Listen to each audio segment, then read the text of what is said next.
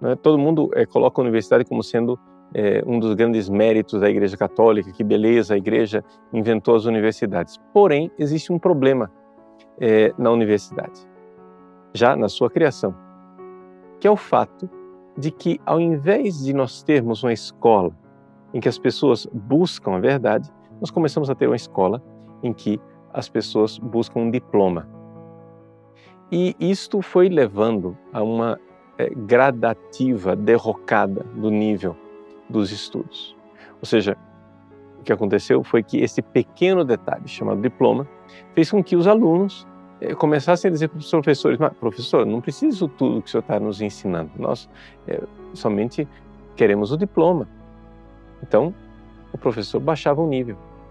Esses alunos, por sua vez, eram os professores da próxima geração, que ouviam o mesmo discurso da próxima geração: olha, não precisa disso tudo, nós só precisamos do diploma. Então, baixavam mais ainda o nível.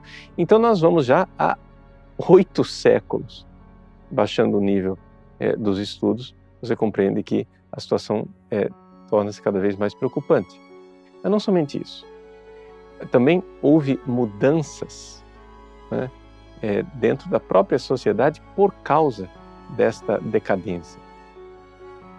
A sociedade, de repente, estava com um número enorme de empregos vagos, precisava-se de trabalhadores porque houve a industrialização, né? E aí, aquilo que antes era uma formação para o conhecimento, tornou-se cada vez mais um conhecimento prático, ou seja, a formação de bons empregados, bons trabalhadores. Com a Segunda Guerra Mundial, as coisas mudaram completamente. E aí, nós começamos a ter as escolas e as universidades não mais para formar profissionais, mas para uma realidade chamada engenharia social, a mudança do comportamento social. E aí que nós vemos aí, quase que resumido, né, de forma bastante esquemática, o que está acontecendo com as universidades hoje. As universidades não são pensadas para ensinar a verdade. Muito menos são pensadas para formar um bom cidadão, como se fazia, por exemplo, no Renascimento. E nem para formar um bom trabalhador, como se fazia no século XVIII, XIX. São pensadas para se formar uma pessoa que esteja com atitudes sociais aceitáveis. Aceitáveis para quem? Para um projeto de transformação social chamado marxismo. Aqui é necessário, para você entender o que está acontecendo com as nossas universidades, entender o que é o marxismo. O marxismo, ele é um movimento que tem em vista, digamos assim, desmontar a sociedade como nós a conhecemos. Inicialmente, se pensava que se faria isso com as revoluções. No entanto, um grupo de pensadores começou a ver que não era possível, que o proletariado, ou seja, a classe dos trabalhadores, nunca iria fazer uma revolução. Porque a classe dos trabalhadores estava alienada por uma cultura. Então era necessário primeiro destruir a cultura. Este pensamento foi introduzido em nossas universidades por uma escola chamada de Escola de Frankfurt. Ou seja, pensadores que investigam, né, toda a cultura ocidental para descobrir como é que nós podemos fazer para destruir, para desmontar tudo. É o que eles chamam de teoria crítica.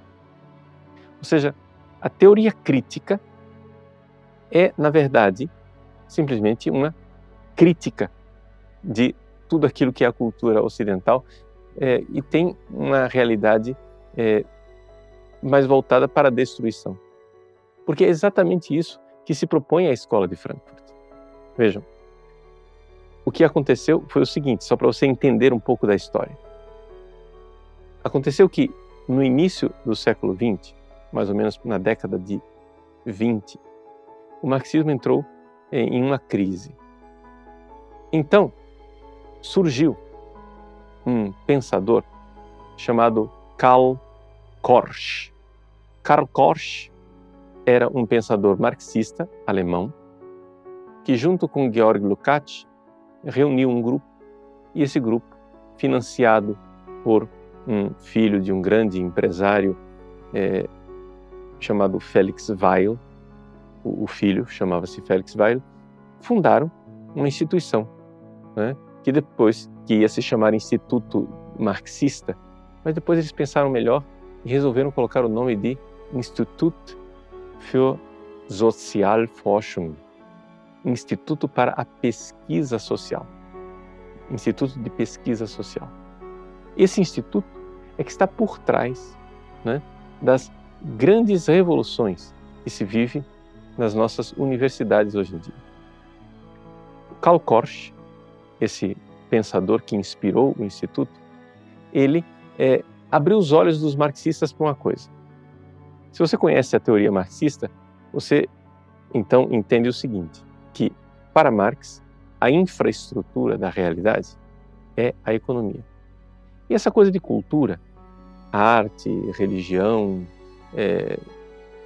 direito, tudo isso é superestrutura. Portanto, o que é que, na cabeça dos marxistas, como é que as coisas acontecem? Acontece assim, existe uma ideologia de interesse, de oprimir os outros para ser mais rico e para ter mais coisas.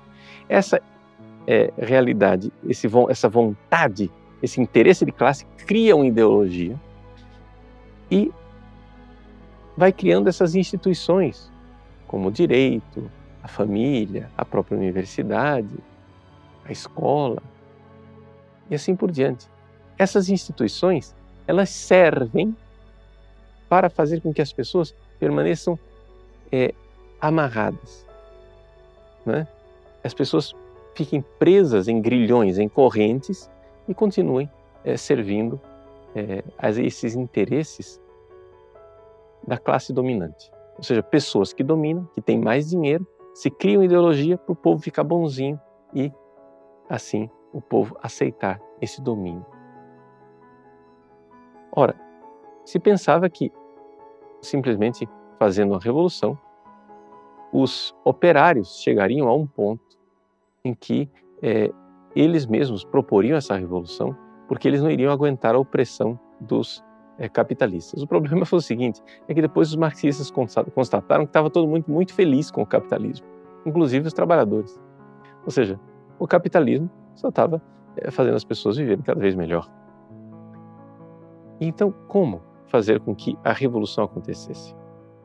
Bom, a revolução, para ela acontecer, diz Karl Korsch, nós precisamos fazer filosofia. Mas os marxistas mais ortodoxos diziam, mas isso é impossível. Marx era contra a filosofia. Korsch dizia, não, Marx era um filósofo. Só que acontece o seguinte, ele fez filosofia destruidora. Ou seja, porque o que acontece é o seguinte, as pessoas criaram por seus interesses egoístas, criaram essas ideologias. Por exemplo, a família. Para que surgiu a família? A família surgiu para oprimir a mulher e oprimir os filhos.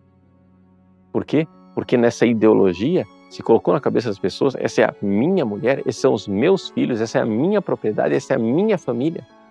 Essa é a ideologia fez com que as pessoas, então, cada vez mais oprimissem os outros. E agora? Como que a gente vai se livrar dessa ideologia? Bom, pensavam os marxistas clássicos, vamos fazer uma revolução. Karl Korsch notou o seguinte, não é possível. Sabe por quê?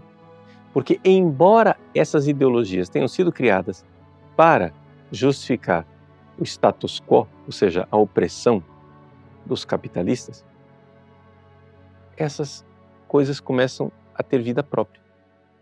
Ou seja, embora a família, a ideologia família, a instituição família, que para eles é ideológica, tenha sido criada para justificar a posse da propriedade e o acúmulo de propriedade, termina que as pessoas começam a gostar de ter família, mesmo que elas depois não tenham propriedade. Então, de repente, você tem uns pobres oprimidos que continuam apegados a essa ideia de família. qual é a solução? A solução é nós fazermos uma ideologia que destrua isso por dentro e faça com que as pessoas parem de querer ter família.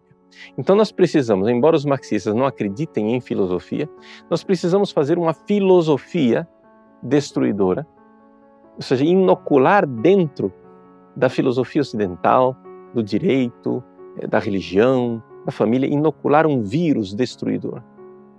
Esse vírus destruidor é aquilo que nós conhecemos na Escola de Frankfurt como sendo a teoria crítica. Existem 2 livros, né, que falam da história da Escola de Frankfurt. O livro do Martin Jay, né, que fala da primeira parte da história da Escola de Frankfurt, e esse livro de Rolf Wegerhaus, Escola de Frankfurt, História, Desenvolvimento Teórico e Significação Política. Cito esse livro aqui somente pelo seguinte: os dois são importantes para conhecer a Escola de Frankfurt, mas porque na introdução desse livro conta-se um episódio interessante. Um dos primeiros diretores da Escola de Frankfurt, Max Horkheimer, tinha que contratar os professores, né? Interessante, ele tinha que contratar os professores que depois teriam uma certa independência dentro da Escola de Frankfurt, porque a Escola de Frankfurt, de forma bastante curiosa, ela adotava um pouco a própria forma de a Igreja Católica governar hierarquicamente, ou seja, havia um Papa, digamos assim, que era, digamos assim, monarca absoluto, mas os professores, que eram os bispos, por assim dizer, tinham autonomia e esse Papa não podia interferir neles o tempo todo. Mas este Papa é quem contratava, né, os bispos, ou seja, o diretor do instituto é que contratava os professores que depois teriam essa autonomia. E o Max Horkheimer tinha que contratar um professor. Todo mundo disse que esse professor é muito bom, ele é marxista, você tem que contratá-lo, o currículo dele era bom, as obras dele eram boas. E Horkheimer não contratou o professor. E perguntaram, mas por quê? Ele respondeu, porque eu não vi no rosto dele, no olhar dele, eu não vi aquele ódio por tudo aquilo que está de pé. Eis aí um pouco o espírito da Escola de Frankfurt. Ou seja, é um ódio por tudo aquilo que está de pé. Ou seja, eles precisam destruir as instituições, porque somente assim é que vai se poder fazer a sociedade marxista ideal, né? Então, trata-se de tirar o foco, né, da luta, que não é mais no campo econômico, mas a luta agora é no campo cultural institucional. É necessário desmontar as instituições da sociedade ocidental. É isto, a Escola de Frankfurt. Então, é isso que nós temos nas nossas universidades. Veja, os nossos professores são todos eles, quer conscientemente ou inconscientemente, a esmagadora maioria dos professores nas universidades são tributários desse pensamento. É um pensamento que tem por finalidade simplesmente destruir, e as pessoas não entendem isso. Ou seja, trata-se de quebrar os paradigmas dos alunos, escandalizá-los o mais possível, né? De tal forma que o aluno fique desorientado e não haja pedra sobre pedra. E depois, de alguma forma, vai se desconstruindo cada uma das certezas que a pessoa tinha, né? Isso faz parte, né, da própria filosofia marxista.